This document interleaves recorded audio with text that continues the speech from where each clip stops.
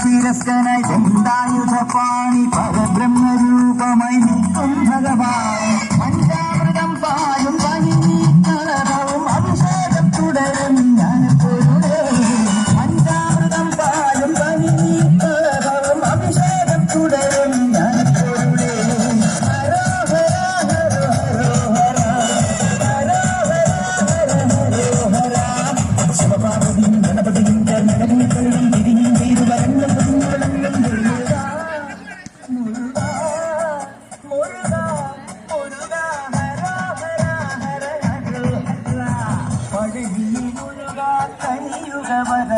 മലയുടെ മേൽവാഴും അയ്യവാഹന ശരവണ പൊയ്കൈ കുടി കഴിഞ്ഞെത്തി കിളിപ്പഞ്ചൽ പൊഴിക്കും പദങ്ങൾ പോകാൻ പല വഴി താണ്ടി ദുരിതങ്ങളെ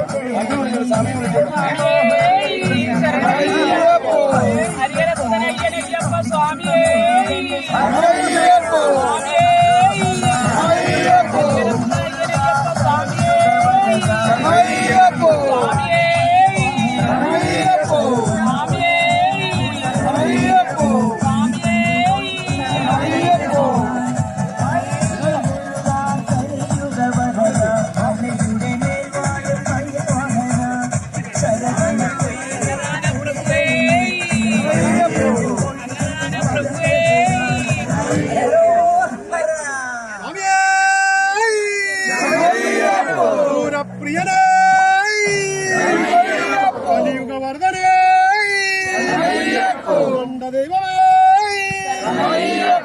വില്ലാളി വീരനേ മണികണ്ഠനേ പൊരുളേ പൊന്നു 18 പടിയേ പടിമേലയ്യനേ മോഹനരൂപനേ മോഹിനി സുതനേ വില്ലാളി വീരനേ സ്വരൂപനാഥനേ ഹരിഹരപുത്രനേ പമ്പയിൽ ശിശുവേ പന്തള രാജനേ ഹരിഹരപുത്രനേ മകരവിളക്കേ മകരജ്യോതിയേ തിരുവാഭരണ പ്രിയനേ അരവണ പ്രിയനേ അഭിഷേകനേ അഭിഷേകനേ ശരണമയ്യപ്പോ ശരണമയ്യപ്പോ ശരണമയ്യപ്പോ.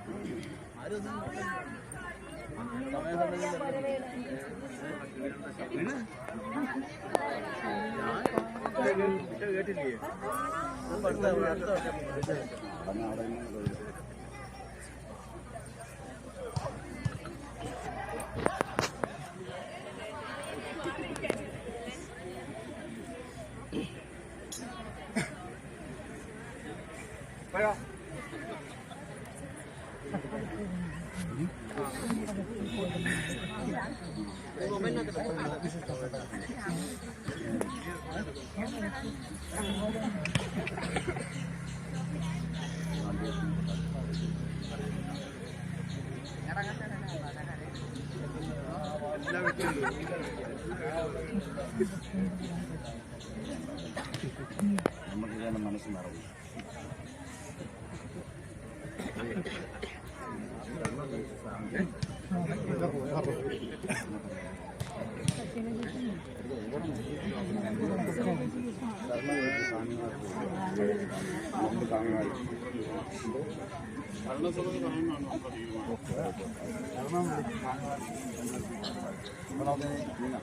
എന്താ ഇങ്ങോട്ട് ഞാനാ പോണം കേട്ടോ. ഇച്ചിരി പുറകോട്ട് മാറും. ഇവിടെ ഞാൻ പോട്ടെ. ശകലം അങ്ങോട്ട് നീക്കി.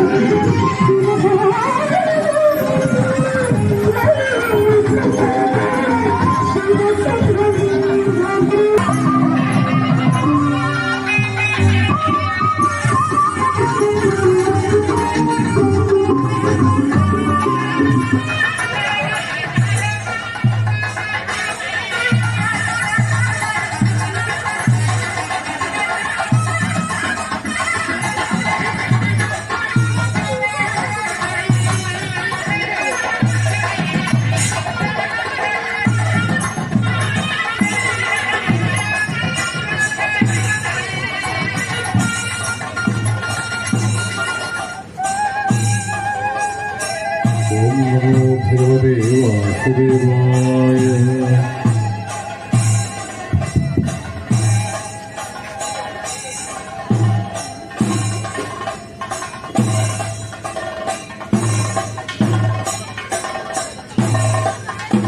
ഓം നമോ ഭഗവതേ വാസുദേവായ. ഓം നമോ ഭഗവതേ വാസുദേവായ. സമർപ്പിച്ച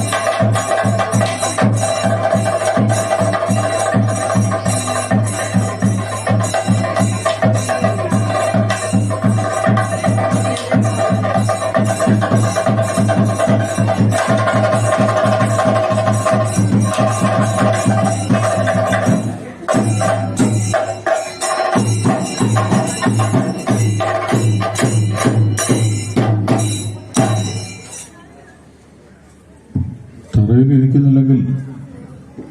പക്ഷെ ആ കാവ് നിന്ന സ്ഥാനത്ത് ഇന്ന് ക്ഷേത്രം വളരെ ഭംഗിയായിട്ട് വന്ന് ചുറ്റമ്പലം വരെയായി. ഞാൻ ഉറപ്പു തരാം, ഈ ഇരിക്കുന്നവർ എന്നെങ്കിലും, കാരണം ഞാൻ മരിച്ചിട്ടില്ലെങ്കിൽ പറയാൻ പറ്റത്തില്ല ഞാൻ എത്ര നാൾ കാണുമെന്ന്. തൊട്ടടുത്ത് തന്നെ യജ്ഞത്തിന് വരണ്ട, എന്നെ ചിലപ്പോൾ കാണും പറയാം. ഈ ക്ഷേത്രത്തിൽ ചുറ്റമ്പലത്തിനോടൊപ്പം തന്നെ കൊടിമരവും മറ്റു കാര്യങ്ങളും ഒക്കെ ഒരു മഹാക്ഷേത്രമായിട്ട് മാറുന്നത് ഉറപ്പാണ്, 100%. കാരണം അത് എനിക്കറിയാം, ഭഗവതിയുടെ ചൈതന്യം നിങ്ങൾക്കറിയുന്നതിലുപരി ഭഗവതിയുടെ ചൈതന്യം എനിക്കറിയാമെന്ന് പറഞ്ഞാൽ, ഞാനൊരു ക്ഷേത്രത്തിൽ എന്റെ പ്രാണന്റെ പ്രതിഷ്ഠ കഴിച്ച 183 ക്ഷേത്രങ്ങളുണ്ട്. 183 ക്ഷേത്രങ്ങളിൽ ഞാൻ എന്റെ പ്രാണപ്രതിഷ്ഠ കഴിച്ച് ഞാൻ പ്രതിഷ്ഠ കഴിച്ച് ഭദ്രകാളിയുണ്ട്, ദുർഗയുണ്ട്, ശാസ്താവുണ്ട്, വിഷ്ണുവുണ്ട്, അനേക ക്ഷേത്രങ്ങളുണ്ട്. ഒരുവിധപ്പെട്ട എല്ലാ മൂർത്തികളിലും പ്രതിഷ്ഠ കഴിച്ചിട്ടുണ്ട്. ഏറ്റവും കൂടുതൽ പ്രതിഷ്ഠ കഴിച്ചിരിക്കുന്നത് ഭദ്രകാളിയാണ്. അതുകൊണ്ടാണ് ഞാനൊരു ഭദ്രകാളി ഉപാസകൻ. ഞാൻ അമ്മയോട് എന്ത് കാര്യം പറഞ്ഞാൽ അമ്മേനെ കേൾക്കുന്നത്. അത് മറ്റൊരു കാര്യമുണ്ട്. പിന്നെ അത് കേരളത്തിന് പുറത്താണ് ധാരാളം ശാസ്താക്ഷേത്രങ്ങൾ എനിക്ക് പ്രതിഷ്ഠയുള്ളത്. ബാംഗ്ലൂർ, ഹൈദരാബാദ്, പിന്നെ അതുപോലെ തമിഴ്നാട്, ഇവിടെയൊക്കെയാണ് ഏറ്റവും കൂടുതൽ ശാസ്താവിന് പ്രതിഷ്ഠകളുള്ളത്. എനിക്കറിയാം ഒരു ക്ഷേത്രത്തിന്റെ ചൈതന്യം എങ്ങനെയാണ്, അല്ലെങ്കിൽ ആ വിഗ്രഹത്തിന്റെ ചൈതന്യം എങ്ങനെയാണെന്ന് നമുക്ക് മനസ്സിലാക്കാം. നമുക്ക് പറഞ്ഞത് പൂർണ്ണമായിട്ടും എല്ലാവരും ഉൾക്കൊണ്ടുകൊണ്ട് ആ ചുറ്റമ്പലത്തിന്റെ പണി ഒരുവിധം ഒരു 90% തീർന്നിട്ടുണ്ട്, ഇല്ലേ സാറേ? ഇനി ഒരല്പസ്വല്പം വർക്കുകൾ മാത്രമേ ഉള്ളൂ. ഒരുവിധപ്പെട്ട വർക്കുകളെല്ലാം തീർന്നിട്ടുണ്ട്. പിന്നെ ഇതിന്റെ പുറത്തുള്ള ഓട് പണിയണം, പിന്നെ അതിന്റെ തറയും കാര്യങ്ങളും ഇതൊക്കെ ഇട്ടെല്ലാം ക്ലിയറാക്കണം. ക്ഷേത്രത്തിന് ചുറ്റമ്പലം വരുമ്പോൾ അതിനകത്ത് ബലിക്കൽപുരമുണ്ട്, പിന്നെ അതുപോലെ തന്നെ കലശമണ്ഡപം വേണം, മുളയുടെ അതിന്റെ സ്ഥാനമുണ്ട്. മുളയുടെ സ്ഥാനത്താണ് ഇപ്പോൾ വന്നിരിക്കുന്നത് നമ്മുടെ സ്റ്റോർ റൂമായിട്ട് വന്നിരിക്കുന്നത്. ആണ് പിന്നീട് അങ്ങോട്ട് തുടർന്ന് വരുന്ന സമയത്ത് ഞാൻ പറഞ്ഞു, കൊടിയേറ്റുത്സവം കൊടിമര ധ്വജപ്രതിഷ്ഠയോടുകൂടി ഈ പാലമ്പള്ളി ദേവി ക്ഷേത്രം മൈനർ ക്ഷേത്രം എന്നുള്ളത് മാറി മേജർ ക്ഷേത്രം അവിടെ. ഈ വാക്ക് 100% എഴുതി വെച്ചു നിങ്ങൾ ഓരോരുത്തരും. ആയില്ലെന്നുണ്ടെങ്കിൽ നിങ്ങൾ പറയുന്നത് ഞാൻ വെക്കാം, ഉറപ്പായിട്ടും പറയാണ്. കാരണം എനിക്കറിയാം അത്രയ്ക്ക് അമ്മയുടെ ചൈതന്യമുണ്ട് ഇവിടെ. മൈനർ ക്ഷേത്രം എന്നുള്ളത് മേജർ ക്ഷേത്രമായി ഒരിക്കലും ഒരു പിറ്റി ദേവസ്വം എന്ന് വരത്തില്ലെങ്കിൽ തുടർന്ന് അങ്ങോട്ട് വരുന്ന സമയങ്ങളിൽ. കാരണം അത്രയേറെ ചൈതന്യത്തോടുകൂടി വരുമാനം ക്ഷേത്രത്തിൽ ഓരോ ദിവസവും നമ്മൾ ഒരിക്കലും ചിന്തിച്ചാൽ മതി. മേൽശാന്തി ഞാൻ ചോദിച്ചു, ആദ്യം വന്ന സമയങ്ങൾക്ക് ഒരു ഒടുക്ക് പോകുന്നത് എങ്ങനെയാണെന്ന്. ആ ഒടുക്ക് പോയിക്കൊണ്ടിരുന്നതിന്റെ 4 അല്ല 10 ഇരട്ടി ഒടുക്കാണ് ഇപ്പൊ ചെന്നുകൊണ്ടിരിക്കുന്നത് അവിടെ ദേവസ്വം ബോർഡിന്. ഭക്തജനങ്ങൾക്ക് നിങ്ങളുടെ ഒരു കൂട്ടായ്മയോടുകൂടി നിങ്ങൾ ഒരു നിവേദനം വയ്ക്കാമെന്നുണ്ടെങ്കിൽ ഇപ്പം ഒരു നേരം ശാന്തി എന്നുള്ളത്, ഒരു നേരം ശാന്തിയാണ് യഥാർത്ഥത്തിലൂടെ പെറ്റി ദേവസ്വം അല്ലെ.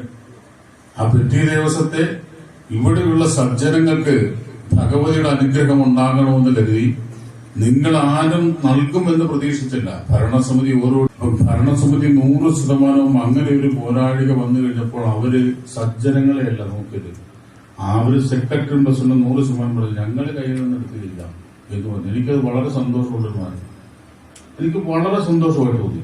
അതുപോലെ ഇവിടുത്തെ ഏത് കാര്യങ്ങൾക്കാണെങ്കിലും ശരിനെ ഇപ്പൊ ഒരു നേരം ഇവിടെ ശാന്തിയുള്ളൂ, മറ്റൊരു നേരം കഴിക്കണം എന്ന് പറഞ്ഞു കഴിയുമ്പോൾ അവരെടുത്ത് പറയുന്നത് തിരുമേനി തുറന്നു, കാശില്ലെങ്കിൽ ഞങ്ങൾ തരും എന്ന് പറഞ്ഞ് 2 നേരവും മുടങ്ങാതെ ഇവിടെ ക്ഷേത്രത്തിലെ ശാന്തി നടത്തിക്കൊണ്ടു പോകുന്നു. ഇല്ലെങ്കിൽ പറയട്ടെ ഇല്ലെന്ന് പറഞ്ഞു. ഈ പറയുന്ന രീതിയിൽ ചിലപ്പോൾ അടുത്ത വർഷം തിരുമേനി വിളിക്കാൻ വേണ്ടി പറയുക, ഒരിക്കലുമില്ല, ഒരിക്കലും അങ്ങനെയല്ല. ഞാൻ നല്ലത് ചെയ്യുന്ന ആര് എന്ത് നല്ലത് ചെയ്താലും, ഇപ്പൊ സെക്രട്ടറിയോ പ്രസിഡന്റോ ആര് ഒരു മോശമായിട്ടുള്ള കാര്യം ചെയ്താലും ഞാൻ ഉറപ്പായിട്ടും ഞാൻ പറയും ആ ചെയ്യുന്നത് ശരിയല്ല സാറേ. എന്റെ അച്ഛൻ്റെ അടുത്ത് ഞാൻ പറഞ്ഞിട്ടുണ്ട്, അതിൽ കൂടുതൽ മറ്റൊന്നുമില്ലല്ലോ. അച്ഛനോട് തെറ്റ് ചെയ്താൽ ഞാൻ പറയും അച്ഛാ ചെയ്തത് തെറ്റാണ് എന്ന് ഞാൻ പറയും. കാരണം എന്റെ മനസ്സ് നിഷ്കളങ്കമായിട്ടുള്ള മനസ്സാണ്. ഒരിക്കലും ഞാൻ മനസ്സിൽ വെച്ച് ഒരു കാര്യവും ഞാൻ ആരോടും പ്രവർത്തിക്കാറില്ല. എന്ത് കാര്യമാണെങ്കിലും പറയാനുള്ള കാര്യം ഞാൻ തുറന്ന് ഞാൻ അവരുടെ മുമ്പിൽ ഞാൻ പറയും. അന്നേരത്തെ ഒരു വിഷമവും കാര്യങ്ങളെ കാണത്തുള്ളൂ. ആ വിഷമം കുറച്ച് കഴിയുമ്പോൾ മാറും. പറയാനുള്ള കാര്യങ്ങൾ മുഖത്ത് നോക്കി ഞാനത് പറയും, അവിടെ കൊണ്ട് തീർന്നു. പിന്നീട് ഒരു വിഷമവും കാര്യങ്ങളും ഇല്ല നമുക്ക്. എന്നെ സംബന്ധിച്ച് ഇത്രയും കാലം കൊണ്ട് ഞാൻ അങ്ങനെയാണ് മുന്നോട്ട് പോയിക്കൊണ്ടിരുന്നത്. നമ്മൾ ഒരു കാര്യം ചിന്തിച്ചാൽ മതി, നമുക്ക് വേണ്ടി പൂർണ്ണമായിട്ടും ഭരണസമിതി, നിങ്ങൾ തെരഞ്ഞെടുത്തിട്ടുള്ള ഭരണസമിതിയാണ്. ആ ഭരണസമിതി ആത്മാർത്ഥമായിട്ട് നിൽക്കുന്നുണ്ട് ഏത് കാര്യങ്ങൾക്ക് വേണ്ടി. പിന്നീട് നിങ്ങളുടെ സഹകരണം കൂടിയാണ് വേണ്ടത്. നിങ്ങൾ പരിപൂർണമായിട്ട് സഹകരിച്ചുകൊണ്ട് ക്ഷേത്രം ഉയരണം, അല്ലെങ്കിൽ ക്ഷേത്രത്തിന് ഉയർച്ചയുണ്ട്. ആ ക്ഷേത്രം ഉയരുന്നതിനോടൊപ്പം തന്നെ ഈ പ്രദേശത്തുള്ള നിങ്ങൾക്ക് ഓരോരുത്തർക്കും അനുഗ്രഹം ഉണ്ടാകും എന്ന് നിങ്ങൾ ആദ്യം മനസ്സിലാക്കുക. കഴിഞ്ഞ വർഷം ഞാൻ ഇതേപോലെ യജ്ഞം സമർപ്പിക്കുന്ന ആ ഒരു സമയത്ത് ഞാൻ പറഞ്ഞതാണ്, പാട്ടുപുരക്കുറ്റിയിൽ മാസത്തിൽ ഒരു ദിവസമെങ്കിലും നിങ്ങൾ എല്ലാവരും ഒന്ന് ചെല്ലണമെന്ന്. എല്ലാവരും കൈവക്കി ഞങ്ങൾ പോവാം എല്ലാവരും. ശരിയാണോ? ശരിയാണോ? ഇല്ലെങ്കിൽ ഇല്ലെന്ന് പറഞ്ഞാട്ടെ. ഈ ഇരിക്കുന്ന എല്ലാവരും പറഞ്ഞു. എല്ലാ മാസവും മലയാള മാസം 1-ാം തീയതി അവിടെ ഗണപതി ഹോമവും കാര്യങ്ങളും നീരാഞ്ജനവും എല്ലാം കഴിക്കും. ആ സമയത്ത് നിങ്ങളവിടെ ചെല്ലുക, നിങ്ങളുടെ സാന്നിധ്യം കൂടെ ഉണ്ടാകണം എന്ന് പറഞ്ഞിട്ട് എത്ര സജ്ജനങ്ങൾ പോകുന്നു. ഞാൻ ചോദിച്ച കാര്യം ഒന്നുകൂടി ഞാൻ ആവർത്തിക്കാനിവിടെ. ഒരിക്കൽ ഞാനിവിടെ ചോദിച്ചതാണ്, പാട്ടുപുരക്കുറ്റിയിൽ ദിവസവും പോയി തൊഴുന്നവർക്ക് കൈവയ്ക്കാട്ടെ. എല്ലാ ദിവസവും അവിടെ പൂജയുണ്ട്. എല്ലാ ദിവസവും അല്ലേ? എല്ലാ ദിവസവും പൂജയുണ്ട്. എല്ലാ ദിവസവും പോയി തൊഴുന്നവർക്ക് കൈവയ്ക്കുക. ആഴ്ചയിൽ ഒരു ദിവസം പോകുന്നവര് സത്യസന്ധമായിട്ടേ പറയാനുള്ളൂ. ഭഗവതിയുടെ മുമ്പിൽ നടന്ന കള്ളം പറയരുത്. ആഴ്ചയിൽ ഒരു ദിവസം പോകുന്നവർക്ക് കൈവയ്ക്കാട്ടെ. തിരുമേനി പൊക്കിയാ പോരാ. തിരുമേനി ഇപ്പൊ പൂജ കഴിക്കാൻ പോന്ന ആഴ്ചയിൽ ഒരു ദിവസം പോകുന്നവർക്ക് കൈവയ്ക്കുക. മാസത്തിലൊരു ദിവസം പോകുന്നവർക്ക് കൈവയ്ക്കാട്ടെ. മാസത്തിലൊരു ദിവസം പോകുന്നവർ ഇവിടെ മാത്രം പോരാ. അപ്പൊ ഈ ഇരിക്കുന്ന ആരും പോറല്ലേ? ഇവിടെ 4 കൈയാണ് ആകെ പുണ്യം. ശാസ്താംകോട്ട ക്ഷേത്രത്തിൽ ആഴ്ചയിൽ പോകുന്നവർക്ക് കൈവയ്ക്കാട്ടെ. അയ്യപ്പ സ്വാമി ഇരിക്കുന്നത്, ഒരിക്കലും കള്ളം പറയരുത്. ശാസ്താംകോട്ട മാസം പോയി തൊഴുന്നവർക്ക് കൈവയ്ക്കാട്ടെ. നോക്കട്ടെ, കിടക്കുന്നില്ല അക്കിട തരികതേ.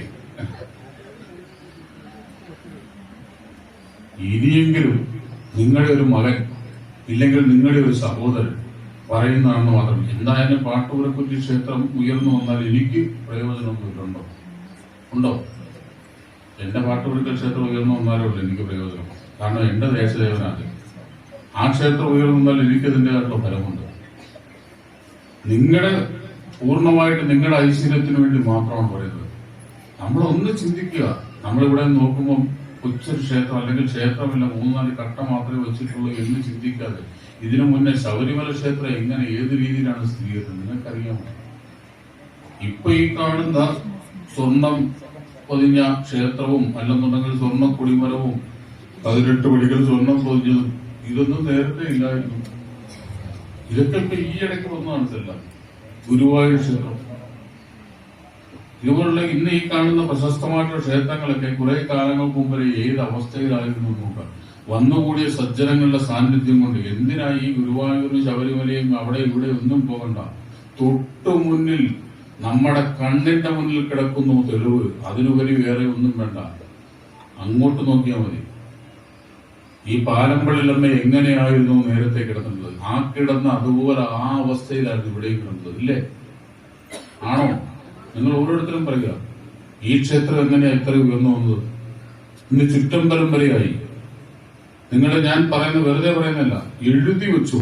ഒരു വ്യാഴവട്ടക്കാലത്തിനുള്ളിൽ ഈ ക്ഷേത്രം ഈ കേരളത്തിൽ അറിയപ്പെടുന്ന പ്രശസ്തമായിട്ടുള്ള ക്ഷേത്രമായിട്ട് വരും. പാലമ്പള്ളി ക്ഷേത്രം എന്ന് പറഞ്ഞാൽ കുമരഞ്ചിറ പോലെ നല്ല, കാരണം ഒരു വ്യാഴവട്ടക്കാലത്തിന് മുമ്പേ കൊടിമരവും ധ്വജപ്രതിഷ്ഠയും ഉൾപ്പെടെ സകല കാര്യങ്ങളും വന്ന് ഈ കേരളത്തിൽ അറിയപ്പെടുന്ന ഒരു ക്ഷേത്രമായിട്ട് ഒരു വ്യാഴവട്ടക്കാലമാണ് ഞാൻ സമയം ചേർത്തത്. അത്രയും സമയത്തുണ്ട്. ഇതുപോലെ തന്നെ ഉയരണം അവിടെ കാട്ടുപുരക്കുറ്റി. എനിക്ക് വളരെ വിഷമമുണ്ടായി. കാരണം ഇന്നലെ ഞാനിവിടെ വൈകിട്ട് സഹസ്രനാമം ജപിക്കാൻ വന്നപ്പോൾ അതാണ് ഞാൻ പ്രഭാഷണത്തിൽ കൂടി ഞാൻ പറഞ്ഞത്. എനിക്ക് മനസ്സിന് വിഷമം ഉണ്ടാക്കിയെന്ന്. സഹസ്രനാമം ജപിക്കാൻ വന്നപ്പോൾ പ്രസിഡന്റിന്റെ അടുത്ത് ആദ്യം വിളിച്ച് പറഞ്ഞ കാര്യം, നാളെ ഘോഷയാത്ര ഒന്നും ഇല്ല കേട്ടോ തിരുമേനി. ചോദിച്ചു എന്താ? മാനസികമായിട്ട് വളരെ പ്രസിഡന്റ് വന്നപ്പോൾ എൻ്റെ അടുത്ത് എടുത്തമായിട്ട് പറയുന്നത്, തിരുമേനി നാളെ ഘോഷയാത്ര ഇല്ല അവിടെ. ഞാൻ ചോദിച്ചു എന്ത് പറ്റി? അവിടെ ഒരു ഗോൾ പോസ്റ്റും അതും ഇതൊക്കെ കൊണ്ടിട്ടിരിക്കുകയാണ്. നമ്മൾ ആ രീതിയിൽ അവിടെ കൊണ്ടുവന്നിട്ടിരിക്കുകയാണ്. പിന്നെ അങ്ങോട്ട് എങ്ങനെ കൊണ്ടുപോകും? പക്ഷേ പ്രസിഡന്റും സെക്രട്ടറിയും പൂർണ്ണമായിട്ടും ഇവിടെ ഒരു സജ്ജനങ്ങൾ പറഞ്ഞിട്ടില്ല ഈ വിഷയം. ഒരു മനുഷ്യനും അറിയാതെ ഇന്ന് അവിടെ ചെന്നപ്പോൾ അവിടെ അഴിച്ച് തൂക്കി വെച്ചിരിക്കുന്ന കണ്ടിട്ടുണ്ട്. അതൊക്കെ അവർ വേണ്ട രീതിയിൽ കൈകാര്യം ചെയ്ത് അതൊക്കെ മാറ്റി എല്ലാം ഭംഗിയായിട്ട് നമ്മുടെ ക്ഷേത്രത്തിന്റെ ആചാരത്തിൽ ഒരു മുടക്കവും വരാത്ത രീതിയിൽ നമ്മളൊന്ന് ചിന്തിക്കുക. നമ്മുടെ ദേവന്റെ മുതലാണ് ഈ കിടന്നത് മൊത്തം, അല്ലേ? നമ്മുടെ അനാസ്ഥ കൊണ്ട് അത് മറ്റുള്ളവർ കൊണ്ടുപോയി. പോയത് പോകട്ടെ, നമ്മൾ അതിനോട് പറയുന്നില്ല. ശേഷിക്കുന്നതെങ്കിലും നിങ്ങൾ ഓരോരുത്തരോട് മനസ്സിലാക്കേണ്ടത്. ഞാൻ പണ്ട് ഇവിടെ ഒരു കഥ പറഞ്ഞിട്ടുണ്ട്. ഈ ഹിന്ദു സമൂഹം മാത്രമേ ഉള്ളൂ ഇത്രയും മതപ്പതിച്ചു പോകുന്നത്. പണ്ട് പറഞ്ഞ തന്നെ പ്രാവശ്യം ഒന്നുകൂടി ഞാൻ ആവർത്തിക്കുമോ, ഒരിക്കലും വിഷമം തോന്നരുത്. അമേരിക്കയിൽ നിന്ന് സായിപ്പ് വന്നു തിരുവനന്തപുരത്ത് മ്യൂസിയത്തിലോട്ട്. അവിടെ ഒരു 3 ജാർ ഇങ്ങനെ വെച്ചിരിക്കുന്നു. ആ 3 ജാറിനകത്ത് കുറെ ഞണ്ടുകളെ പിടിച്ചിട്ടിരിക്കുന്നു. ഒരുവിധപ്പെട്ട് എല്ലാവർക്കും അറിയാവുന്നതാണ്. അതിനകത്ത് 2 ജാറുകൾ വളരെ ഭംഗിയായിട്ട് അടച്ചു വെച്ചിരിക്കുന്നു. ഒരു ജാറ് തുറന്നിട്ടിരിക്കുക. ഇത് കണ്ടു കഴിഞ്ഞപ്പോൾ അദ്ദേഹത്തിന് വളരെ ആകാംക്ഷയായി. അദ്ദേഹം ചോദിച്ചു, ഇതെന്താ ഇത്? അപ്പോൾ പറഞ്ഞു, കേരളത്തിന്റെ വിവിധ പ്രദേശങ്ങളിൽ നിന്ന് കളക്ട് ചെയ്ത ഞണ്ടുകളാണിത്. ആദ്യത്തെ ജാറിനെ തൊട്ട് കാണിച്ചിട്ട് ചോദിച്ചു, ഇത് എവിടുന്ന? ഇത് ക്രിസ്ത്യൻ സഹോദരന്മാർ മാത്രം താമസിക്കുന്ന ആ ഭാഗത്ത് നിന്ന് കൊണ്ടുവന്ന ഞണ്ടുകളാണ്. എന്താ ഇങ്ങനെ അടച്ചു വെച്ചിരിക്കുന്നത്? അത് ഏതെങ്കിലും വട്ടം പുറത്ത് ചാടിക്കഴിഞ്ഞാൽ മറ്റുള്ളവരെയൊക്കെ വലിച്ച് പുറത്തു കൊണ്ടുവരും. അതുകൊണ്ട് ഈ അടച്ചു വെച്ചില്ലെന്നുണ്ടെങ്കിൽ ഇത് കുഴപ്പമാണ്. ഇവർ ഏതെങ്കിലും ഇടത്തിൽ എങ്ങനെങ്കിലും ചാടി പുറത്തു വീഴും. 2ാമത്തെ ജാറിനെടുത്ത് വന്നു. അവിടെ ചെന്ന് ചോദിച്ചു, ഇത് മുസ്ലിം സഹോദരന്മാരുടെ ഭാഗത്തു നിന്ന് പിടിച്ച ഞണ്ടുകളാണ്. ഇതെന്താ അടച്ചു വെച്ചിരിക്കുന്നത്? ഇതും അങ്ങനെയാ. കാരണം ഏതെങ്കിലും ഒരുത്തനെ ബാക്കിയുള്ളവരൊക്കെ ഉന്തിത്തള്ളി മേളിൽ കയറ്റി വിടും. ആ മേളിൽ കയറ്റി വിട്ടു കഴിഞ്ഞാൽ അവൻ മറ്റുള്ളവരെ വിസ്മരിക്കത്തില്ല. അവൻ മറ്റുള്ളവരെയൊക്കെ വലിച്ചു കരക്കി കയറ്റും. ശരിയല്ലേ? ഒന്ന് ചിന്തിക്കുക. കാരണം ഒരു ക്രിസ്ത്യൻ സഹോദരൻ കേരളത്തിന് പുറത്ത് അല്ലെങ്കിൽ ഇന്ത്യക്ക് പുറത്ത് വിദേശത്ത് എവിടെയെങ്കിലും ജോലിക്കും അവന്റെ കൂടെ ഉള്ളവരെയൊക്കെ അവിടെ കൊണ്ടുപോയി അവനവിടെ പൂർണ്ണമായിട്ട് അവർക്കൊരു സുരക്ഷ കൊടുക്കും. അവിടെ സെറ്റിലാക്കും പൂർണ്ണമായിട്ട്. ഒരു മുസ്ലിം സഹോദരനും അങ്ങനെയാണ്. അവന്റെ കൂടെയുള്ളവരെ മറ്റുള്ളവരെ വിസ്മരിച്ചാലും അവന്റെ കൂടെയുള്ളവരെ അവർ ഒരിക്കലും മറക്കത്തില്ല. മൂന്നാമത്തെ ജാറിന്റെ അടുത്ത് വന്നു, ഇതെവിടുന്ന് വിളിച്ചതാണ്? ഇത് ഹിന്ദുക്കൾ മാത്രം താമസിക്കുന്ന ഭാഗത്ത് വിളിച്ച ജാറാണ്. ഇതെന്താ അടക്കണ്ടേ? അതിന്റെ ആവശ്യമില്ല. കാരണം ഒരുത്തൻ എങ്ങനെങ്കിലും വലിഞ്ഞ് മേലിലോട്ട് കയറാൻ പോകും, മറ്റോ കാലെ പിടിച്ചു പോയി താഴെ ഇട്ടുള്ളൂ. അതുകൊണ്ട് ഒരുത്തനും ഇതിനകത്ത് രക്ഷപ്പെടത്തില്ല. ഉറപ്പാ അല്ലേ? ഏതെങ്കിലും ഒരുത്തൻ വലിഞ്ഞ് മേലിലോട്ട് കയറാൻ പോകുമ്പോൾ അവനെ കാലെ പിടിച്ചു പോയി താഴെ ഇടുന്നു. നമുക്ക് പറ്റുന്ന ഏറ്റവും വലിയ ചുതിയതാണ്. അങ്ങനെ ആകരുത് ഒരിക്കലും. കാരണം ഈ സമൂഹത്തിൽ ഒരു ഉയർച്ച ഉണ്ടാകണം. ഇല്ലെന്നുണ്ടെങ്കിൽ ഈ ഹിന്ദു സമൂഹം അതപ്പതിച്ചു പോകത്തുള്ളൂ മറ്റൊരു തരത്തിലേക്ക്. ഇനിയെങ്കിലും എല്ലാവരും ഉണ്ടെന്ന് ചിന്തിക്കുക. നമ്മൾ ഏത് മതമോ ഏത് രാഷ്ട്രീയമോ ഏത് പാർട്ടി ആയിക്കോട്ടെ, LDF-കാരും കാണും, UDF-കാർ കാണും, BJP-ക്കാർ കാണും, ഇതൊക്കെ ക്ഷേത്രത്തിന് പുറത്തോട്ട്, ഈ ചുറ്റുമതിലിന് പുറത്തേക്ക് നമുക്ക് ഏത് രാഷ്ട്രീയമോ ഏത് ജാതിയിലുള്ളവരോ എന്തോ ആകാം. ഇതിനകത്തേക്ക് വരുമ്പോൾ എല്ലാവരും പാലംവെള്ളമ്മയുടെ മക്കളാണ്. അവിടെ ജാതിയുമില്ല, മതവുമില്ല, രാഷ്ട്രീയവുമില്ല, വർണ്ണമില്ല, വർഗമില്ല, ഒരു വിവേചനവുമില്ല. എല്ലാവരും അമ്മയുടെ മക്കൾ. ആ ഒരേ മനസ്സോടുകൂടി നിങ്ങൾ ഓരോരുത്തരും ഒറ്റക്കെട്ടായിട്ട് നിൽക്കാമെന്നുണ്ടെങ്കിൽ എന്തിനു വേണ്ടിയാണ് നിങ്ങളൊരു ഭരണസമിതിയെ ചുമതലപ്പെടുത്തി വിടുന്നത്? അവരുടെ ഉത്തരവാദിത്വം മാത്രമാണ് കാര്യങ്ങൾ നോക്കേണ്ടത്. നമ്മളത് ചിന്തിക്കുക. അവരുടെ ഉത്തരവാദിത്വം മാത്രമല്ല ക്ഷേത്രത്തിന്റെ കാര്യങ്ങൾ നോക്കാൻ. ക്ഷേത്ര കാര്യങ്ങൾ നോക്കാൻ നമുക്ക് സാധിക്കാത്തതുകൊണ്ട് നമ്മളൊരു ഭരണസമിതി, ഇത്ര അംഗ ഒരു സമിതിയെ നമ്മൾ ചുമതലപ്പെടുത്തി വയ്ക്കുന്നു. ക്ഷേത്രത്തിന്റെ കാര്യങ്ങൾ നിങ്ങൾ നോക്കുക. ഈ ഇരിക്കുന്നവരൊന്നും ജോലി ഇല്ലാത്തവരൊന്നുമല്ല. അവർക്കെല്ലാം ജോലിയും കാര്യങ്ങളും ഉള്ളവരാണ്. അവരൊക്കെ അവരുടെ ജോലികളും മറ്റു കാര്യങ്ങളും കളഞ്ഞിട്ട് നിങ്ങൾക്ക് വേണ്ടി പ്രവർത്തിക്കുന്നു. ഇതിനകത്ത് വെറുതെ പറയുന്നില്ല. നിങ്ങൾക്ക് ഓരോരുത്തർക്കും അറിയാം. അവിടെ കപ്പലിൽ 6 മാസം കിടക്കുന്നതിന് കിടക്കുന്നത് അദ്ദേഹത്തിന്റെ ജോലി വന്നിട്ടുള്ളൂ. രാധാകൃഷ്ണൻ സാറ് ഞാൻ പറഞ്ഞു, തിരുവേലി വരുന്നതിനേക്കാളും മുമ്പേ എനിക്ക് തോന്നുന്നത് പാരമ്പര്യമ്മ ആദ്യം കാണുന്ന രാധാകൃഷ്ണൻ സാറിനെ തോന്നുന്നു ഇവിടെ രാവിലെ.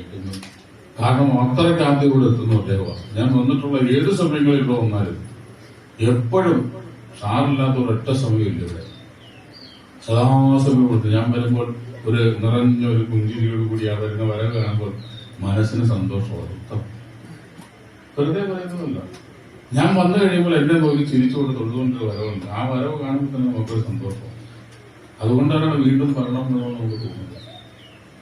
നിങ്ങൾ ഓരോരുത്തരും നിങ്ങൾ നറുക്കിട്ട് അമ്മയുടെ ഇഷ്ടപ്രകാരം നിങ്ങളൊരു ഭരണസമിതിയെ തെരഞ്ഞെടുത്ത് വയ്ക്കുമ്പോൾ അവരൊരു കാര്യം പറയുമ്പോൾ പരിപൂർണമായിട്ടും ശരീരം കൊണ്ടും മനസ്സുകൊണ്ടും സമ്പത്ത് കൊണ്ടും നിങ്ങൾ ഓരോരുത്തരും അവർക്ക് താങ്ങായി കൂടെ കാണണം. വേണ്ടേ? വേണോ വേണ്ടേ? പുറകിലുള്ള എന്റെ പൊന്നുപോലെ നീ ഒറ്റ എടുത്തിരുന്ന് പറയാതെ ബാക്കിയുള്ളവരോട് പറയട്ടെ. നീ എവിടെ വേണമെന്ന് പറഞ്ഞിട്ട് കാര്യമില്ല. അതിന്റെ പുറകിലൊക്കെ ധാരാളം വരും. അരിയൊക്കെ മിണ്ടാതെ വിളിക്കുന്നത് കേട്ടോ. ബാക്കിയുള്ളവരോടൊക്കെ പറയട്ടെ. എല്ലാവരും കൂടെ നിങ്ങളാണ് പറയേണ്ടത്. കാരണം ഒറ്റ കാര്യം നിങ്ങൾ ചിന്തിച്ചാൽ മതി. നമ്മുടെ ഈ ക്ഷേത്രം ഉയരണമോ എന്ന് മാത്രം നിങ്ങൾ ചിന്തിച്ചാൽ മാത്രമേ. എനിക്കത് വളരെ മാനസികമായിട്ട് വിഷമമുണ്ടായില്ല.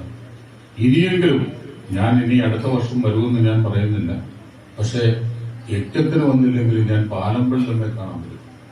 അതുറപ്പാണ്. അതെന്തായാലും എന്റെ കാര്യം വരണ്ടെന്ന് പറയത്തില്ല. ക്ഷേത്രത്തിലേക്ക് ആരും വരരുത് എന്നൊരു മനുഷ്യനും പറയത്തില്ല. യജ്ഞത്തിന് മാത്രമേ ഉള്ളൂ. ഭരണസമിതി അവർ പറഞ്ഞു ഞങ്ങൾ നിലവിലുണ്ടെങ്കിൽ തിരുമേനി ആയിരിക്കും അടുത്ത വർഷം ആചാര്യൻ. ഞങ്ങളുടെ കാര്യം പറയാൻ പറ്റത്തില്ല. കയ്യാലപ്പുറത്തെ തേങ്ങ പോലെ ഏപ്രിലാകുമ്പോൾ അറിയാം. അങ്ങോട്ട് പോകുമോ ഇങ്ങോട്ട് മറിയുമോ എന്നറിയത്തില്ല. അതുകൊണ്ട് ഞങ്ങൾ ഉറപ്പ് പറയുന്നില്ല. പുതിയ ഭരണസമിതി വന്നു. അവർക്ക് പുതിയ ആചാര്യനെയും പുതിയ പൗരാണികരെയും കൊണ്ടുവരണം നോക്കി അവർ കൊണ്ടുവരട്ടെ. പക്ഷേ എങ്കിലും ഞാനിവിടെ ക്ഷേത്രം ഉള്ളിടത്തോളം കാലം എനിക്ക് കിട്ടുന്ന സമയങ്ങളിൽ ഞാനിവിടെ എത്തും. ആ എത്തുമ്പോൾ എനിക്ക് സന്തോഷമായിട്ടുള്ള വാർത്ത ഈ കഴിഞ്ഞ വർഷം പറഞ്ഞിട്ട് പോയത് ആകരുത്. ഇനിയെങ്കിലും നമ്മൾ ഈ ഇരിക്കുന്ന ഓരോരുത്തരും മനസ്സുകൊണ്ട് വിചാരിക്കണം. മാസത്തിൽ ഒരു ദിവസമെങ്കിലും, എപ്പോഴും പോകണമെന്നല്ല, മാസത്തിൽ ഒരു ദിവസമെങ്കിലും നിങ്ങൾ മുടങ്ങാതെ ഇവിടെ വരുന്നതിലുപരി നിങ്ങൾ അതുപോലെ തന്നെ പാട്ടുകളുടെ കുറ്റിയിലൂടെ പോവുക. കലിയുഗത്തിലെ ഏറ്റവും ശ്രേഷ്ഠമായിട്ടുള്ള അനുഗ്രഹം പ്രദാനം ചെയ്യുന്ന ദേവനാണ് ശാസ്താവ്. കലിയുഗ വരദനാണല്ലേ. കലിയുഗ വരദനായിട്ടുള്ള ആ ഭഗവാന്റെ തിരുസന്നിധിയിൽ മലയാള മാസം എല്ലാ മാസവും അവിടെ ഗണപതി ഹോമം ആചരിക്കുന്നുണ്ട്. അതുപോലെ തന്നെ വീരാജന വിളക്ക്. നമ്മളിവിടെ കണ്ടകശനി, ഏഴരശനി, അഷ്ടമാധിപനായിട്ടുള്ള ശനിയൊക്കെ ആയിട്ടുള്ള ദോഷം പറഞ്ഞ കുറെ നക്ഷത്രക്കാരുണ്ട്. ഈ നക്ഷത്രക്കാര് ഈ 1-ാം തീയതി ഇവിടെ വരുമ്പോൾ ഈ പാട്ടൂരക്കുറ്റിയിൽ പോയി ഒരു ദിനാചരണം കഴിച്ചു കഴിഞ്ഞാൽ കിട്ടുന്നതിൽ ഫലം അത്രയും ഫലം കിട്ടത്തില്ല ഒരിക്കലും ശാസ്താംകോട്ടയിലോ മറ്റൊരിടത്തോ പോയി കഴിച്ചാൽ. എന്തുകൊണ്ടാണ്? നമ്മളെ നോക്കിക്കൊണ്ടിരിക്കുന്ന ഒരാളാണ് ഇവിടെ കിടക്കുന്നത്. ഒരു ക്ഷേത്രത്തിന് നിങ്ങൾക്കറിയാൻ പറ്റാത്ത ഏറ്റവും തെറ്റുപറ്റിപ്പോയൊരു ഭാഗം അതാണ്. ഒരു ക്ഷേത്രത്തിനൊരു പരിധിയുണ്ട്. ആ പരിധിക്കകത്ത് കിടക്കുന്ന അത്ര ആൾക്കാരെ പരിരക്ഷിക്കേണ്ട ചുമതല ആ ക്ഷേത്രത്തിലെ ദേവനോ അല്ലെങ്കിൽ ദേവിക്കോ ആണ്. ഇവിടെ ഇരിപ്പുണ്ട് ശാസ്താവ്, ഇല്ലേ? പാട്ടുപുരക്കുറ്റിയിൽ ഇരിപ്പുണ്ട് ശാസ്താവ്, ശാസ്താംകോട്ടയിൽ ഇരിപ്പുണ്ട് ശാസ്താവ്, ശബരിമലയിൽ ഇരിപ്പുണ്ട് ശാസ്താവ്. ശബരിമല ശാസ്താവിന്റെ അടുത്ത് ഒരു വഴിപാട് പറഞ്ഞേക്കുന്നത് എന്നാൽ ഇതെല്ലാം ഒന്ന് തന്നെ. ശാസ്താംകോട്ടെ കൊണ്ട് കഴിച്ചു കഴിഞ്ഞാൽ അത് ഫലമാവുമോ? ആവുമോ? വേണ്ടത്തില്ല. ഇത്തരം പറഞ്ഞോണ്ടിരിക്കും കണക്കുകളല്ല. ശബരിമലയിൽ ഒരു വഴിപാട് കഴിക്കാതെ നമ്മൾ വഴിപാട് പറഞ്ഞു, അത് കൊണ്ടുവന്ന് നമ്മള് ഇവിടെ ശാസ്താംകോട്ട ക്ഷേത്രത്തിൽ കഴിച്ചാൽ അത് പൂർണ്ണമാവുമോ? ഒരിക്കലും ആവത്തില്ല. കാരണം എന്തുകൊണ്ടാണ്? ഒരു പ്രദേശത്തെ ഒരു ക്ഷേത്രത്തിൽ പാലമ്പള്ളി അമ്മയുടെ ക്ഷേത്രം നമ്മളിൽ നിന്ന് വിട്ടുപിരിഞ്ഞു പോയ നമ്മുടെ പിതൃക്കളുടെയൊക്കെ സാന്നിധ്യം ഈ ക്ഷേത്രത്തിനോട് ചേർന്നതാണ്. ഇവിടെയാണ് ഈ ചൈതന്യത്തിലാണ് ഇവരൊക്കെ ലയിച്ച് ഇങ്ങനെ നിൽക്കുക. അതുകൊണ്ടാണ് നമ്മൾ എന്തെങ്കിലും ഒരു കാര്യമുണ്ടോ അല്ലെങ്കിൽ നമ്മൾ ഇവിടെ വന്നൊരു വഴിപാട് കഴിക്കുമ്പോൾ പരിപൂർണമായിട്ട് അതിന്റെ അനുഗ്രഹം ഭാഗവതം നമ്മളെടുത്താൽ കുലദൈവതകളെ ഉപേക്ഷിച്ച് ധിക്കാരമോട് പെട്ടെങ്ങനെ പൂജിക്കൽ സിദ്ധിക്കയില്ല ഫലം, സിദ്ധിക്കും ആപത്തെന്ന് പറയും ഭാഗവതം. അത്രയേറെ ആപത്ത് മാത്രമേ അതിനകത്ത് ഉണ്ടാകത്തുള്ളൂ. നമ്മുടെ കുലദേവത അല്ലെങ്കിൽ നമ്മുടെ ദേശദേവതയെ മറന്നുകൊണ്ട് നമ്മൾ മഹാക്ഷേത്രങ്ങളിലേക്ക് പോവാം. എല്ലാവരും പോകണ്ടെന്നല്ല, പക്ഷെ ഇവിടെ വന്ന് നമ്മൾ ചെയ്യേണ്ട വഴിപാടുകളും കാര്യങ്ങളും ഒക്കെ ചെയ്താൽ അതിൽ ഇനിയെങ്കിലും ഈ ഒരു വാക്ക് എല്ലാവരും വിലക്കെടുക്കുമെന്ന് തോന്നുന്നു. തുടർന്നെങ്കിലും എല്ലാവരും അതിനൊരു മനസ്സുണ്ടാകണമെന്ന് വെച്ചാൽ നമ്മുടെ കലശ അഭിഷേകമാണ്. അതിനുശേഷം സമർപ്പണ ദീപാരാധന, പിന്നീട് ദക്ഷിണാദി ചടങ്ങുകളിലേക്ക് നമ്മൾ മുന്നോട്ട് പോവുകയാണ്.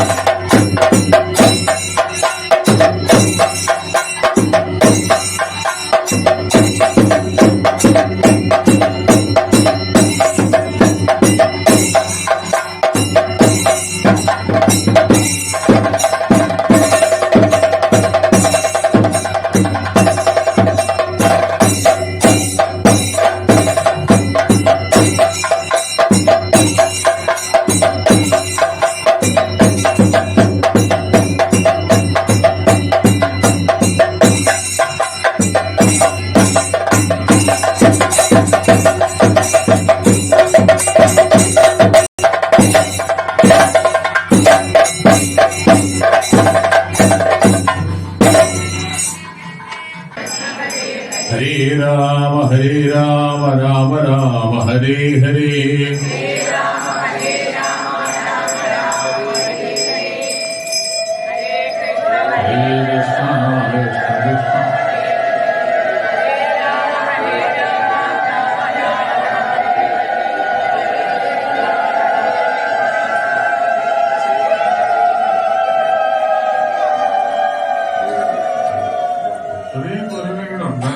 കൃഷ്ണ ഹരേ കൃഷ്ണ കൃഷ്ണ കൃഷ്ണ ഹരേ ഹരേ എന്ന് ചോദിക്കുന്നു. എന്താ എന്താ അതിന്റെ അർത്ഥം? ഒരു യജ്ഞം നടത്തുന്നതിന് വേണ്ടി വന്ന ആരാധ്യനായ നമ്മുടെ ആചാര്യന് ഒരു വിഷമം നേരിട്ടതിൽ നമ്മുടെ ഓരോ ഭക്തജനങ്ങളുടെയും പേരിൽ ഞാൻ അദ്ദേഹത്തോട് ക്ഷമ ചോദിക്കുകയാണ്. കഴിഞ്ഞ ഡിസംബർ മാസം അവസാനമായിരുന്നു നമ്മുടെ സപ്താഹം സമാപിച്ചത്. ഡിസംബർ 25 ക്രിസ്മസിന്റെ അന്നായിരുന്നു കഴിഞ്ഞ സപ്താഹം നമ്മുടെ സമാപിച്ചത്. നമ്മുടെ സപ്താഹത്തിൽ നമ്മളെല്ലാവരും എല്ലാ ഭക്തജനങ്ങളും നമ്മുടെ പാട്ടുപതി ക്ഷേത്രത്തിൽ പോകുന്നതിനും നാമം ജപിക്കുന്നതിനായിട്ടുള്ള പൂർണ്ണ സപ്പോർട്ട് എല്ലാവരും കൈപ്പൊക്കി നമ്മൾ കാണിച്ചതാണ്. പക്ഷെ അത് പാലിക്കുവാൻ പറ്റിയില്ല എന്ന് പറയാൻ പറ്റത്തില്ല. നമ്മളതിന് ശ്രമിച്ചു. അതിന് ഒരു മാസത്തിനുള്ളിൽ തന്നെ നമ്മൾ ജനുവരി 20-ാം തീയതി നമ്മുടെ ധർമ്മശാസ്താവിന് മഴയും വെയിലും കൊള്ളാതിരിക്കുവാനായിട്ടുള്ള ഒരാലയം താൽക്കാലികമായി ദേവസ്വം ബോർഡിന്റെ അനുമതിയോടുകൂടി നമ്മൾ നിർമ്മിക്കാനുള്ള ശ്രമം നടത്തുകയുണ്ടായി. അത് ഒരുവിധപ്പെട്ട എല്ലാ ഭക്തജനങ്ങൾക്കും അറിയാവുന്ന കാര്യമാണ്. പക്ഷേ ദൗർഭാഗ്യവശാൽ അത് നമ്മൾക്ക് പൂർത്തീകരിക്കാൻ സാധിച്ചില്ല. അതിനെ തുടർന്ന് നിരവധി ഉന്നത പോലീസ് ഉദ്യോഗസ്ഥന്മാരുമായും റവന്യൂ ഉദ്യോഗസ്ഥന്മാരുമായും ബഹുമാനപ്പെട്ട കൊല്ലം ജില്ലാ കളക്ടറുടെ സാന്നിധ്യത്തിൽ ബഹുമാന്യനായ നമ്മുടെ നിയോജക മണ്ഡലം MLA കോവൂർ കുഞ്ഞുമോൻ, പോലീസിലെ ഉന്നതാധികാരികൾ, തഹസീൽദാർ എന്നിവരുമായി നിരവധി തവണ ചർച്ചകൾ നടത്തുകയുണ്ടായി. എല്ലാവരും ചോദിക്കുന്നത് പോലെ തന്നെ വളരെ താല്പര്യമുണ്ട് എല്ലാവർക്കും ആ ക്ഷേത്രത്തിലും മഴയും വെയിലും കൊള്ളാതെ നമ്മളുടെ ഭഗവാനെ ഒന്ന് ഇരുത്തണമെന്നുള്ളത്. അതെന്തുകൊണ്ട് അത് ചെയ്യാൻ സാധിക്കുന്നില്ല എന്നുള്ളത് നിരവധി ആൾക്കാരുടെ ഒരാശങ്കയാണ്. എന്നിടത്തായാലും എല്ലാവരിടത്തും ആ റോഡിൽ കൂടെ പോകുന്ന ഈ ക്ഷേത്രമായിട്ട് ബന്ധമില്ലാത്ത ആൾക്കാർ പോലും ചോദിക്കുന്നത് എന്താണ് ഇത് ഇങ്ങനെ കിടക്കുന്നത്, അവിടെ ഒരു ബോർഡ് ഇരിപ്പുണ്ട്, ഒരു ക്ഷേത്രമാണെന്ന് തോന്നുന്നു, എന്തുകൊണ്ട് ഇത് വികസിക്കുന്നില്ല. നമ്മുടെ പാലപ്പള്ളി ക്ഷേത്രമാണെന്നുണ്ടെന്നുണ്ടെങ്കിൽ വളരെ പെട്ടെന്നാണ് ഈ ചുറ്റമ്പലവും മറ്റു വികസനവും അടിയന്തരമായി നടത്തപ്പെടുന്നത്. പക്ഷെ പാട്ടുപുരക്കുറ്റിൽ എന്തുകൊണ്ട് സംഭവിക്കുന്നില്ല എന്നുള്ളത് എല്ലാ ഭക്തജനങ്ങളുടെയും ഒരു ആശങ്കയാണ്. അതിന്റെ കാതലായ കാരണം കഴിഞ്ഞ ഒരു 10-15 വർഷമായിട്ട് ഞാനിത് അന്വേഷിക്കുകയായിരുന്നു. ഇതിന്റെ പുറകിൽ ഞാൻ കൂടിയിട്ടുണ്ട്. അതിന്റെ കാതലായ കാരണം എന്ന് പറയുന്ന ആ നമ്മുടെ ക്ഷേത്രം നിൽക്കുന്ന വസ്തുവിന്റെ ഉടമസ്ഥത സംബന്ധിച്ച ഒരു തർക്കമാണ്. ആ തർക്കത്തിന്റെ നിയമ നടപടികൾ 1991 ആരംഭിച്ച് ഇപ്പോഴും കഴിഞ്ഞ ഒരു 2 മാസം മുൻപ് വരെ അത് നടന്നുകൊണ്ടിരിക്കുകയായിരുന്നു. ഇപ്പോൾ നിലവില് ഈ ഞാൻ പറഞ്ഞതുപോലെ ആ ചർച്ചകൾ നടത്തി അവസാനമായിട്ടുള്ള കാര്യം ഞാൻ പറയാം. അതിന് മുമ്പുള്ള വിശദമായ കാര്യങ്ങൾ സംസാരിക്കുവാൻ അറിയാമെങ്കിൽ തന്നെ സംസാരിക്കുവാൻ നമുക്ക് സമയം അനുവദിക്കുന്നില്ല. ഇപ്പോൾ അവസാനമായി നിലവിൽ ഇന്നത്തെ ദിവസം യാതൊരുവിധ നിയമ നടപടികളും നിലവിലില്ല. കഴിഞ്ഞ ഉന്നത ഉദ്യോഗസ്ഥരുടെ സാന്നിധ്യത്തിൽ നടന്ന ചർച്ചയിൽ ഉണ്ടായത് അവിടെ കളിക്കുന്നതിനുള്ള സൗകര്യം, അതിന് നമ്മുടെ ക്ഷേത്രത്തിന്റെ താഴ്ഭാഗത്ത് കളിക്കുന്നതിനും മുകൾ ഭാഗത്ത് നമ്മൾക്ക് സ്വതന്ത്രമായ ആരാധന നടത്തുന്നതിനും ഉള്ള ഒരു തീരുമാനമാണ് അവസാനമായി എടുത്തത്. പക്ഷേ ദൗർഭാഗ്യവശാൽ ഇന്നലെ ഒരു പുതിയ സംരംഭം അവിടെ കാണപ്പെട്ടു. വൈകിട്ട് അത് പോലീസ് അധികാരികളെ അറിയിച്ചു. അത് നമ്മൾ തമ്മിലുള്ള ഒരു ധാരണയ്ക്ക് ലംഘനമായിരുന്നു എന്ന് അവർക്ക് ബോധ്യപ്പെട്ടു. അവരതിന്റെ ഉചിതമായ നടപടികൾ സ്വീകരിക്കുകയും ചെയ്തു. തുടർന്നും ഇനി നമ്മൾ എന്താണ് ചെയ്യേണ്ടത്? ഒരു തീരുമാനം ഉന്നത ഉദ്യോഗസ്ഥരുടെ നേതൃത്വത്തിൽ എടുത്തിട്ടുണ്ട് എന്നുണ്ടെങ്കിൽ അത് പാലിക്കപ്പെടാൻ ഇരു വിഭാഗങ്ങളും തയ്യാറാണോ? നമ്മൾ എന്ത് ചെയ്യണം? അതിന് വിരുദ്ധമായി ആരെന്തെങ്കിലും ചെയ്തിട്ടുണ്ടെന്നുണ്ടെങ്കിൽ, അവരുടെ കണ്ണിൽ പെട്ടിട്ടുണ്ട് എന്നുണ്ടെങ്കിൽ എത്രയും പെട്ടെന്ന് കമ്മിറ്റിക്കാരെയോ അല്ലെന്നുണ്ടെങ്കിൽ നിങ്ങൾ ഓരോ ഭക്തർക്കും അത് നമ്മുടെ നിലവിലുള്ള പോലീസ് സ്റ്റേഷൻ, പ്രദേശത്തെ പോലീസ് സ്റ്റേഷനായ ശാസ്താംകോട്ട പോലീസ് സ്റ്റേഷനിൽ ഒരു ഫോൺ കാൾ ചെയ്ത് അറിയിക്കുക എന്നുള്ള ജോലി മാത്രമേ ഉള്ളൂ. നിങ്ങൾക്കതിന് യാതൊരുവിധ ബുദ്ധിമുട്ടും തോന്നേണ്ട കാര്യമില്ല. അവരെ ജസ്റ്റ് ഒന്ന് അറിയിച്ചാൽ മതി, അവിടെ ഇന്നത് നടക്കുന്നുണ്ട്, അവരതിന്റെ ഉചിതമായ നടപടികൾ അത് സ്വീകരിക്കും. അത്രയും മാത്രം ചെയ്താൽ മതി. അല്ല എങ്കിൽ തന്നെ കമ്മിറ്റിയിലുള്ള ആരെങ്കിലും അറിയിച്ചാൽ മതി. കമ്മിറ്റിയുടെ പ്രസിഡന്റിന്റെയും സെക്രട്ടറിയുടെയും എല്ലാവരുടെയും ഫോൺ നമ്പറുകൾ റോഡിൽ ഫോട്ടോ സഹിതം എഴുതി വെച്ചിട്ടുണ്ട്. നമുക്ക് പരമാവധി ശ്രമിക്കാം. അതിന്റെ ഉടമസ്ഥാവകാശത്തിന്റെ ആ തർക്കം എത്രയും പെട്ടെന്ന് പരിഹരിക്കപ്പെടുമെന്നും അവിടെ താമസിച്ചുകൊണ്ടിരിക്കുന്നവർക്ക് ബുദ്ധിമുട്ടില്ലാതെ സ്വതന്ത്രമായി അവിടെ താമസിക്കുന്നതിനും നമ്മുടെ ക്ഷേത്രമായി നിലനിൽക്കുന്ന ഭൂമി നമ്മൾക്ക് പരിപാലനമായും പവിത്രതയോടും കൂടി അത് ആരാധിക്കുന്നതിനുമുള്ള അവകാശം നമുക്ക് ലഭിക്കുന്നതിന് വേണ്ടി നമ്മൾ കമ്മിറ്റി ഇനി തുടർന്നും പ്രവർത്തിക്കും. അത് എന്തായാലും ശരി തന്നെ. കമ്മിറ്റിയിൽ ഇപ്പം നമ്മുടെ ഈ കമ്മിറ്റിയുടെ കാലാവധി 2-3 മാസം കൂടിയേ ഉള്ളൂ. എങ്കിരുന്നാൽ തന്നെയും അതിനുശേഷവും പുതിയൊരു കമ്മിറ്റി വന്നിരുന്നാൽ തന്നെയും ഞങ്ങൾ എല്ലാവരും ഒറ്റക്കെട്ടായി അതിന്റെ പിന്നാലെ അണിനിരക്കും. അതിലെ ഒരു ഉടമസ്ഥാവകാശത്തെ കുറിച്ചുള്ള ഒരു തർക്കം തീർച്ചയായിട്ടും അത് പരിഹരിക്കപ്പെടും ഉടൻ തന്നെ എന്നാണ് ദൈവത്തിൽ ഞാൻ വിശ്വസിക്കുന്നത്. ഇത്ര മാത്രമേ എനിക്ക് പറയാനുള്ളൂ. പിന്നീട് ഒരപേക്ഷ കഴിയുമെങ്കിൽ കഴിഞ്ഞ പ്രാവശ്യം വരെ എല്ലാ മാസത്തും അവിടെ ഇപ്പോൾ അത് നടത്തിക്കൊണ്ടിരിക്കുന്നതിന്റെ പ്രധാനപ്പെട്ട ആൾക്കാർ പറഞ്ഞത് ഇനി അടുത്ത ജനുവരി മാസം മുതൽ കൃത്യമായും ജനുവരി മാസം മുതൽ സെക്കൻഡ് സാറ്റർഡേ 2ാം ശനിയാഴ്ച രാവിലെ 9 മണിക്ക് മുൻപായി അവിടെ നീരാഞ്ജനോ ഗണപതി ഹോമോ നടത്തപ്പെടും. രാവിലെ 7 മണിക്ക്. അപ്പോൾ എല്ലാ ഭക്തജനങ്ങളും അതിൽ പങ്കെടുക്കാൻ തയ്യാറാവണം. ഏതെങ്കിലും ഒരു മാസം പങ്കെടുക്കാൻ പറ്റിയില്ല എന്നുണ്ടെങ്കിൽ ഒരു പ്രതിജ്ഞ എടുക്കുക. തീർച്ചയായിട്ടും അടുത്ത മാസം ഞാൻ പോയിരിക്കും. ഞാൻ ഇവിടെ നിന്ന് ഒരു 10 കിലോമീറ്റർ ദൂരെയാണ് ഇപ്പോൾ താൽക്കാലികമായിട്ട് താമസിക്കുന്നതെങ്കിൽ ഞാൻ ജനുവരി മുതൽ നിങ്ങൾക്ക് വാക്ക് തരാം. കുറഞ്ഞത് ഒരു 10 പേരെങ്കിലും വരികയാണെന്നുള്ളതിൽ ഞാൻ ഇത്രയും ദൂരം യാത്ര ചെയ്ത് ഞാനും എത്താം. തീർച്ചയായിട്ടും എനിക്ക് ഉറപ്പുണ്ട് കുറഞ്ഞത് ഒരു 10 പേരെങ്കിലും ജനുവരി 2ാം ശനിയാഴ്ച മുതൽ എല്ലാ മാസത്തെയും 2ാം ശനിയാഴ്ച ആ ഗണപതി ഹോമത്തിനും നീരാഞ്ജനത്തിനും സാക്ഷിയാവാന് അയ്യപ്പന്റെ സെക്രട്ടറി പറഞ്ഞതുപോലെ നാമജപം കൊണ്ട് ക്ഷേത്രത്തിന് വളർച്ച ഉണ്ടാകത്തുള്ളൂ. നമുക്കൊന്ന് നാമം ജപിച്ച് നോക്കാം. അതിന് യാതൊരു ബുദ്ധിമുട്ടുമില്ല. അവിടെ നാമം ജപിക്കുന്നതിന് നമുക്ക് എല്ലാവർക്കും ചേർന്ന് നാമം ജപിക്കാം. നാമം ജപിച്ച് നമുക്ക് ഓരോ തലമുറകളുടെ മാറ്റമാണ് വരുന്നത്. എന്റെ മുൻ തലമുറയായിരുന്നുണ്ടെങ്കിൽ അവരിത് പാലപ്പള്ളി ക്ഷേത്രം കണ്ടത് ഒരു കൽവിളക്ക് മാത്രമാണ്. അവർക്ക് അവസാനം അവര് പോയപ്പോൾ നമുക്ക് ചുറ്റമ്പലം കണ്ടിട്ടൊക്കെ കഴിഞ്ഞ തലമുറയ്ക്ക് പോകാൻ പറ്റി. നമ്മൾക്ക് നമ്മുടെ ജീവിതകാലത്ത് നമുക്ക് പാട്ടുവരക്കുത്തി ക്ഷേത്രത്തില് നമ്മുടെ ധർമ്മശാസ്താവും മഴയും വെയിലും കൊള്ളാതെ ഇരിക്കുന്നെങ്കിലും കണ്ടിട്ട് നമുക്ക് കൺമറയാന്നുള്ള ഒരു ആശ നമുക്ക് എല്ലാവർക്കും ഉണ്ടാവട്ടെ. അതുകൊണ്ട് നമ്മൾക്ക് എത്രയും ചെയ്യാൻ പറ്റത്തുള്ളൂ അവിടുത്തെ നാമജപം നമുക്ക് ശക്തിപ്പെടുത്താം. നമുക്ക് എല്ലാ 2ാം ശനിയാഴ്ചയും എല്ലാ ഓഫീസുകൾക്കും ഒന്ന് അവധിയാണ്. രാവിലെ 7 മണിയാകുമ്പോൾ അവിടെയും ഒന്ന് തൊഴാം. പറ്റുമെങ്കിൽ പാലം ഒന്ന് വരാം. പിന്നെ ഷഷ്ടിവ്രതത്തിനെ കുറിച്ച് ഷഷ്ടിവ്രതം എടുക്കുന്നവർക്കും അവിടെ പോകാം. കാരണം അവിടുത്തെ അത് ആ ക്ഷേത്രം എന്ന് പറയുന്നത് നമ്മുടെ സങ്കല്പം പാലമ്പള്ളിയിൽ ക്ഷേത്രത്തിന്റെ മൂലസ്ഥാനമായിട്ട് നമ്മൾ കാണുന്നതാണ്. അവിടുത്തെ പ്രധാന പ്രതിഷ്ഠകൾ നമ്മുടെ ബഹുമാനപ്പെട്ട ആചാര്യൻ പറഞ്ഞതുപോലെ ധർമ്മശാസ്താവും ശ്രീമുരുകനും തുല്യശക്തിയോടുകൂടി നമ്മുടെ ഇവിടെ ദുർഗാദേവിയും യക്ഷിയമ്മയും തുല്യശക്തിയോടുകൂടി വിളങ്ങുന്നത് പോലെ തന്നെയാണ് അവിടെ ധർമ്മശാസ്താവും ശ്രീമുരുകനും വിളങ്ങുന്നത്. അങ്ങനെയുള്ള അപൂർവ ക്ഷേത്രങ്ങളിൽ ഒന്നായ മഹത്തായ ഒരു ക്ഷേത്രമായി അത് വളർന്നു വരും. അതുപോലെ ഷഷ്ടിവ്രതം ആചരിക്കാം. കമ്മിറ്റി അംഗങ്ങളുമായി ചേരാം. അതോടൊപ്പം തന്നെ ഈ നമ്മുടെ ക്ഷേത്രങ്ങളിലെ എല്ലാ വിശേഷപ്പെട്ട കാര്യങ്ങളും നമ്മുടെ ക്ഷേത്രത്തിന് കഴിഞ്ഞ പ്രാവശ്യം നമ്മൾ പറഞ്ഞിരുന്ന ഒരു വാട്സാപ്പ് ഗ്രൂപ്പ് ഉണ്ട്. ആ ഗ്രൂപ്പിൽ അംഗമല്ലാത്തവർക്ക് അംഗമാകാം. അത് ക്ഷേത്രത്തിന്റെ സെക്രട്ടറിയെ ബന്ധപ്പെടുക. സെക്രട്ടറിയുടെയും പ്രസിഡന്റിന്റെയും ഒക്കെ ഫോൺ നമ്പർ ഉണ്ട്. അവരുമായിട്ട് ബന്ധപ്പെട്ട് അതിൽ കൂടെ നമ്മുടെ ക്ഷേത്രത്തിൽ നടക്കുന്ന എല്ലാ വിശേഷ കാര്യങ്ങളും അതിലൂടെ അറിയാൻ പറ്റും. നിങ്ങൾക്ക് എല്ലാത്തിലും പങ്കെടുക്കുവാനും പറ്റും. പ്രത്യേകിച്ച് ഞാൻ സമയം നീട്ടുന്നില്ല, ഒരുപാടായി എന്ന് തോന്നുന്നു. എല്ലാവർക്കും ആശംസകൾ നേരുന്നു.